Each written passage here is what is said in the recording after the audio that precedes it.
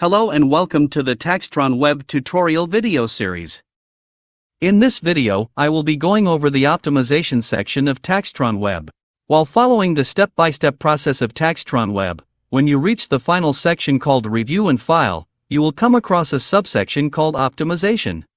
Upon clicking on this section, you may experience a brief delay as it loads.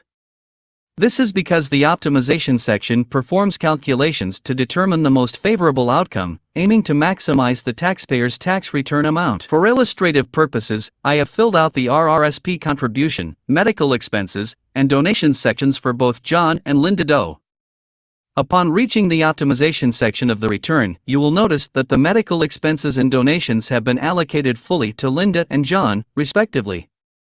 This allocation is designed to minimize the balance owing.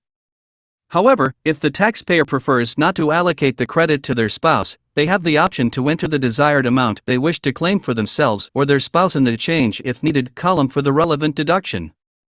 Upon modifying the donation amount claimed by John to $300 instead of the full $420, you will observe that his balance due increases from $377 to $426.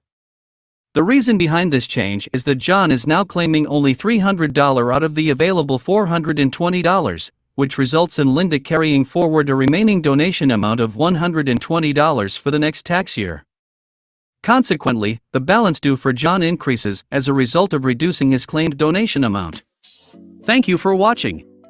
Subscribe to our YouTube channel and follow us on social media for even more exciting content. Don't forget to press the bell icon to be alerted every time we upload a new video.